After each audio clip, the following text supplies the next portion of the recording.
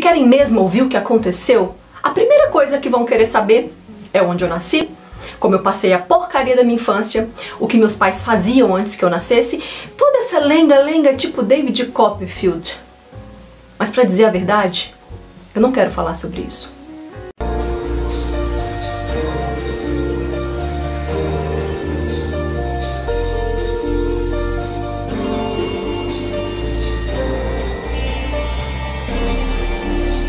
Sim, senhoras e senhores, o trecho que deu início a este vídeo foi retirado da abertura do Apanhador no Campo de Centeio, livro escrito pelo Jeremy David Salinger, também conhecido por J.D. Salinger, ele que nasceu em 1919 em Nova York, filho de pai judeu e mãe cristã que se converteu ao judaísmo. Filho de pais ricos, assim como o nosso personagem principal do livro Apanhador no Campo de Centeio, que já vamos conversar sobre, o Salinger frequentou as universidades de Nova York e Columbia antes de se dedicar à literatura. O Apanhador no Campo de Centeio foi publicado em 1951 e até hoje ele continua vendendo mais de 250 mil cópias ao ano. Gente, eu fiquei muito chocada com essa quantidade. É muito livro vendido, né? Ele foi escrito depois que o Salinger retorna da Segunda Guerra Mundial. Ele serviu o exército americano na Europa. E esse título foi retirado dos versos de um poema do Robert Burns. Depois da publicação de O Apanhador, o Salinger continua escrevendo alguns contos, mas a partir de 1965 ele passa a ter uma vida completamente reclusa em um sítio nos Estados Unidos, que eles chamam de fortaleza, né? Eles falam que era uma fortaleza e tal. E ele não dá mais entrevista, ele não escreve então mais nenhum romance.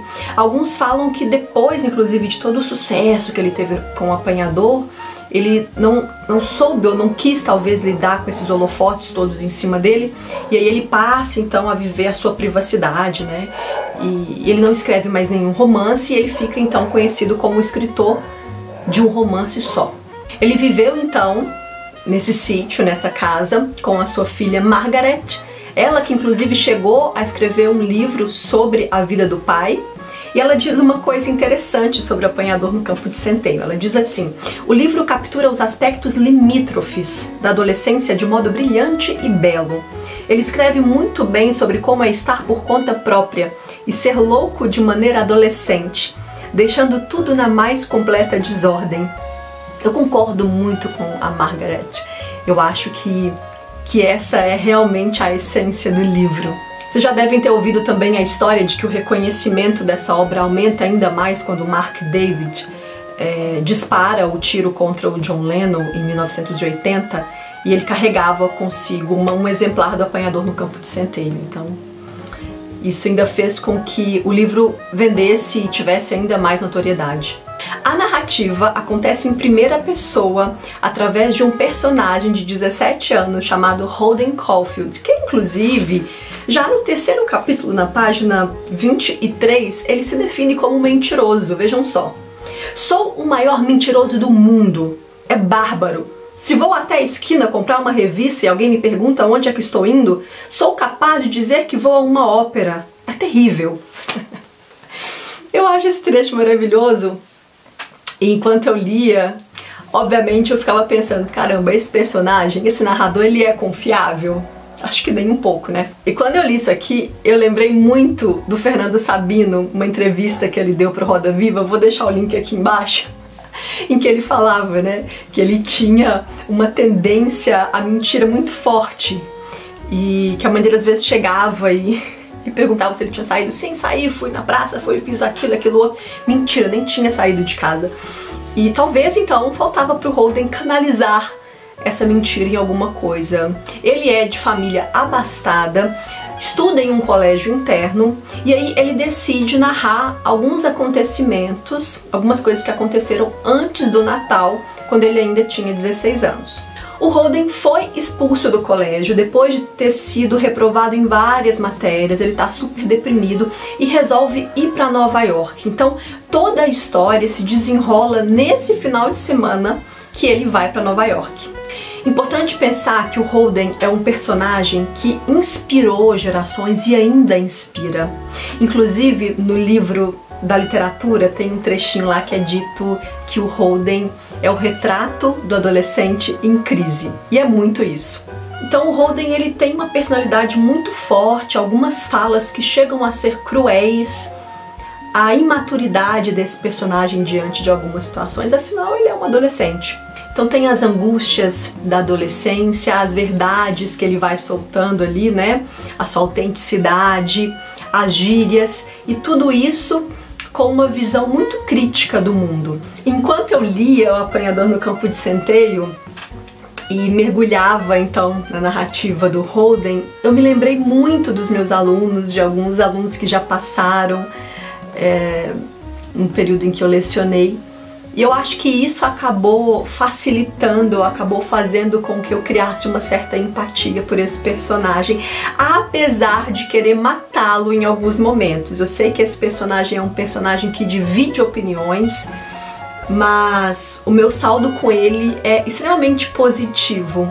E eu consigo entender também por que os jovens devem ter se identificado tanto na época e por que eles ainda devem se identificar hoje.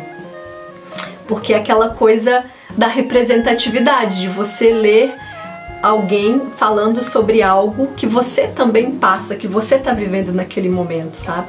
Eu quero aproveitar e ler com vocês um trechinho do texto que tem aqui no livro da literatura, tá na página 256. Isso.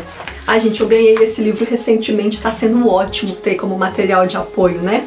Ele tem um material aqui bem interessante sobre o apanhador, e tem um momento que é dito assim: Holden Caulfield é muito mais que um adolescente rebelde. Suas sinceras confissões sobre ilusões, imperfeições e contradições revelam um indivíduo mergulhado em conjecturas, com desejos ardentes pós-inocência infantil, sofrendo de mágoas e consciente das duras contradições da vida adulta.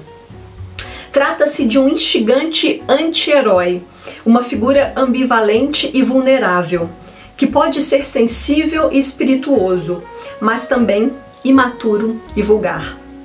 O desprezo casual de Caulfield pela honestidade e seu desdém pelas normas sociais são mitigados por um genuíno impulso confessional e surpreendente tolerância por algumas das diversas personagens que encontra ao longo do romance. E eu acho que é muito isso. Ele é mais que um adolescente rebelde, ele é um anti-herói. E essa coisa da honestidade, né, por essas normas, assim, os comentários que ele vai fazendo sobre o colégio, sobre as regras que ele tinha, sobre o diretor, é muito interessante. E eu acredito também que os jovens devem se identificar muito, porque o Holden está completamente perdido. Ele não se sente pertencente ao meio. E aí ele se revolta contra toda a hipocrisia que tá ali em torno dele. Inclusive eu quero ler para vocês um trecho que tá aqui nos 50 clássicos que não podem faltar na sua biblioteca, que é de onde surgiu também o Clube Nina Clássico. Não sei se você sabe, mas O Apanhador no Campo de Centeio foi a primeira leitura que nós fizemos no nosso clube. E aqui na página 202 tem um material bem interessante. Deixa eu dividir com vocês. O Apanhador no Campo de Centeio é memorável pela história vívida de um adolescente perdido no mundo, incapaz de se acomodar à vida adulta, que parece não lhe oferecer nada. É notável também pela urgência brilhante da escrita de Salinger e o desencanto irônico e cabal de Holden. Abre aspas. De cada 10 pessoas que choram de se acabar com alguma cretinice no cinema, 9 são, no fundo, uns bons sacanas. Fora de brincadeira, fecha aspas. Esse finalzinho aqui foi uma fala do Holden para vocês entenderem o tom que ele dá à sua história. A questão também da dificuldade de lidar com o luto é bastante abordada no Apanhador. Eu não vou dar detalhes porque eu não quero dar spoiler, vocês vão entender quando vocês lerem, eu não quero estragar a experiência de vocês. O Holden, ele me fez pensar o quanto certas pessoas, certos jovens precisam ser segurados, precisam ser salvos. Há muita fragilidade emocional. Eu sei que é um livro que divide opiniões, inclusive várias pessoas do grupo não curtiram tanto a experiência e tá tudo certo, mas eu gosto muito de mergulhar nessas questões humanas, na complexidade humana, e eu acho que o Holden ele possibilita esse mergulho. E apesar de ter dado risada em alguns momentos, aqui tem alguns capítulos que são muito densos, tristes, que me chocaram até. E a história, o livro ele foi indo para um caminho que eu não imaginava, então foi um processo de ressignificação muito grande, e eu acho que ele é um daqueles livros abertos também. Algumas pessoas tiveram umas interpretações super diferentes também, que eu não vou entrar nesse mérito agora, porque eu teria que dar spoiler e eu não quero fazer isso, mas eu acho que ele é uma história aberta. Eu acho que dá pra você fazer diferentes interpretações. Se você já leu, bora bater papo aqui nos comentários sobre isso. O livro tem 26 capítulos, super curtinho. Essa minha edição é da editora do autor. Dá pra ler muito rápido. A gente leu no esqueminha de ler um capítulo por dia pra realmente degustar a história, pra realmente aproveitar. E é um livro que eu recomendo muito, porque independente dele dividir opiniões ou não, eu acho que a gente tem que ter a nossa opinião, a gente tem que construir os nossos significados, as nossas impressões. Então eu acho que vale a pena fazer a leitura, porque é um clássico, e os clássicos eles estão aí também para nos mostrar determinadas coisas, para nos mostrar que certos temas são atemporais, e por isso que eu acho que é um livro tão necessário e tão importante de ser lido. Quero fechar este vídeo lendo um trechinho que tá aqui nos 1001 livros pra ler antes de morrer. Vocês estão vendo que eu tô cheio de materiais de apoio aí, né? E o trecho diz: o romance de Salinger também é uma espécie de poema de guerra. Uma guerra não só contra a falsidade dos valores da sociedade adulta, afluente, de classe média, branca, patriarcal, americana, mas também contra si mesmo. É isso, espero muito que você tenha gostado desse vídeo. Me conta aqui nos comentários se você já leu O Apanhador no Campo de Centeio, o que você achou, se você tem vontade de fazer a leitura. Se você é novo por aqui, não esquece de se inscrever no canal, clica no botãozinho de curtir, envia para os amigos que você quer incentivar a leitura, para um amigo que você acha que vai gostar desse livro, e a gente se vê no próximo vídeo. Um beijo e até lá. Tchau!